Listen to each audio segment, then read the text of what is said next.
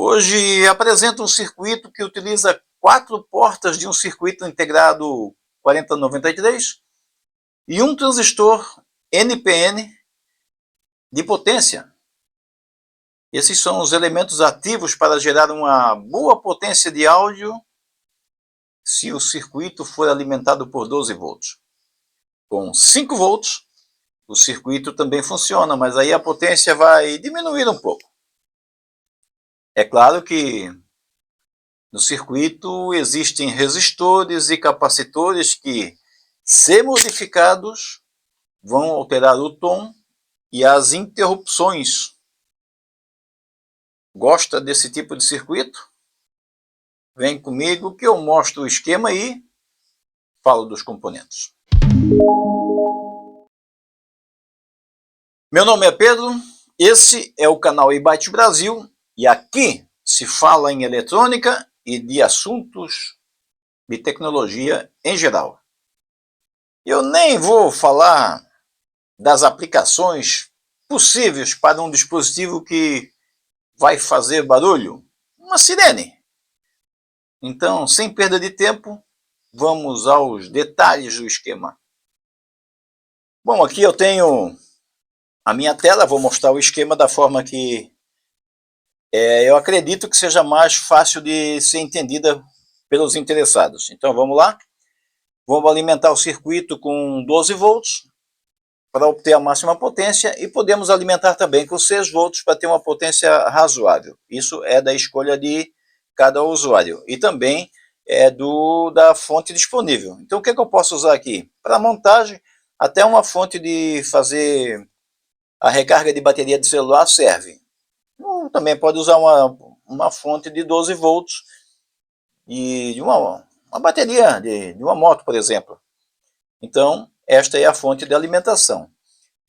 Antes de continuar aqui, eu quero dizer que no circuito integrado, geralmente nos esquemas não vem especificado, mas esse circuito integrado 4093 é da tecnologia CMOS e o pino 14 é o positivo da alimentação. A alimentação máxima desse tipo de componente é 18 volts. Então o pino 7 é o negativo da alimentação. Também em muitos esquemas não é especificado. Então o pino 7 é o negativo e o pino 14 é o positivo.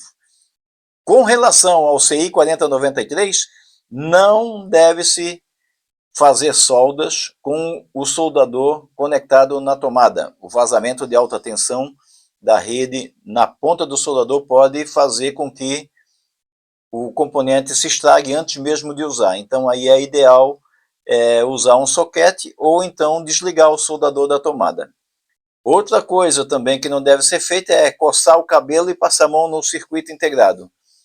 Às vezes o cara passa anos e anos, faz e não acontece nada. Daqui a pouco o circuito integrado queima do nada porque ele fez aquela montagem, coçou a cabeça e não caiu nenhum bichinho. Simplesmente gerou estática na mão e ele colocou a mão no circuito integrado e, pela sensibilidade, o circuito integrado foi o saco. É isso. E primeiro componente, fora a fonte, é um capacitor C1. É um capacitor, pode ser de disco cerâmico ou de poliéster. 39 nanofarad. Dá para mudar para outro valor? Dá.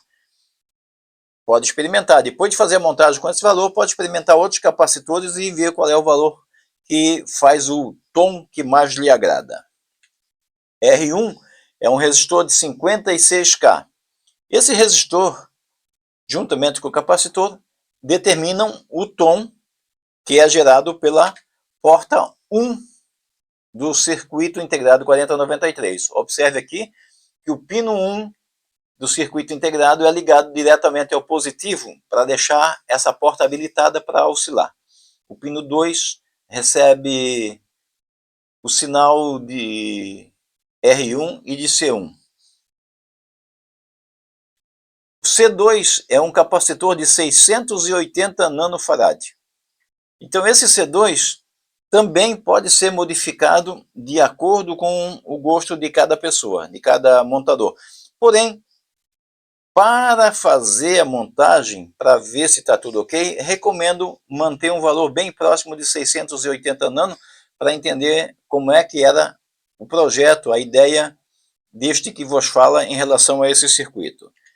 R2 é um resistor de 2 mega 2.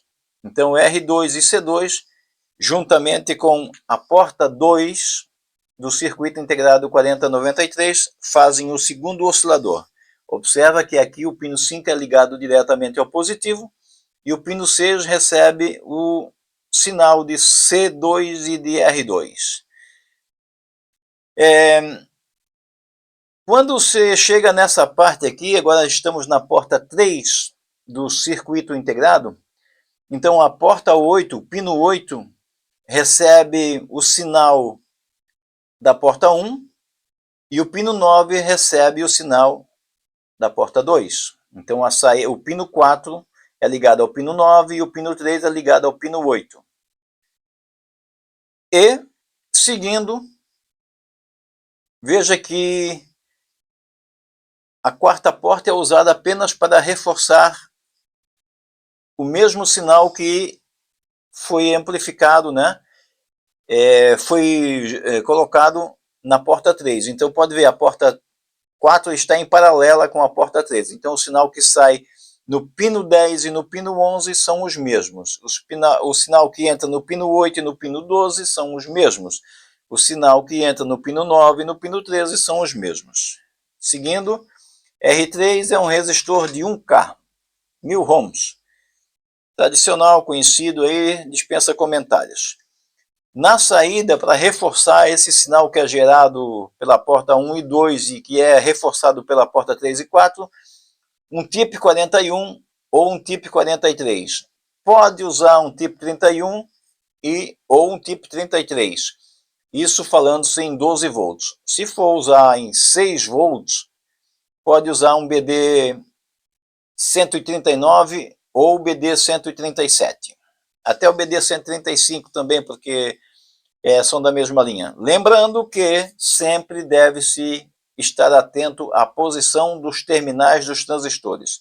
A disposição dos terminais dos transistores para o TIP 41, para a linha TIP, é diferente para a linha do BD 139. Okay? Então, os terminais são diferentes nesse sentido. A função NPN é a mesma. No caso, a função de utilização de um transistor NPN é a mesma.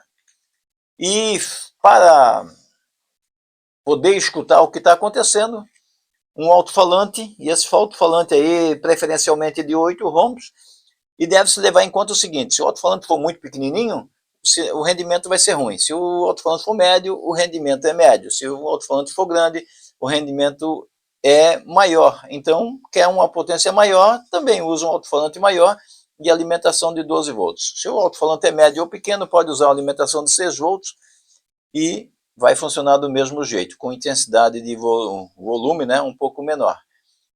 Aonde é que eu vou usar esse tipo de sirene? Ou tipo de circuito? Aqui é muito simples. Você pode habilitar o circuito todo em uma das portas, no caso a porta 1 ou a porta 5. Mas é conveniente fazer a alimentação por geral, fazer uma chavezinha, sei lá, uma sirene. Tem diversas aplicações, cada um pode inventar no que utilizar. Então é isso que eu tinha a dizer sobre esse circuito. Se você gostou desse vídeo e quer ver mais conteúdo como esse, deixe o seu like, comente a sua opinião aí no campo dos comentários e compartilhe o link desse vídeo com seus amigos nos grupos de aplicativos e nas suas redes sociais. E se você quiser acompanhar as publicações futuras do canal iByte Brasil, inscreva-se no canal, tem o botãozinho vermelho aí embaixo, e ative no sininho, marcando todas as notificações para receber avisos quando novos vídeos forem publicados aqui no canal. Agradeço poder dedicar seu tempo e apoiar esse conteúdo.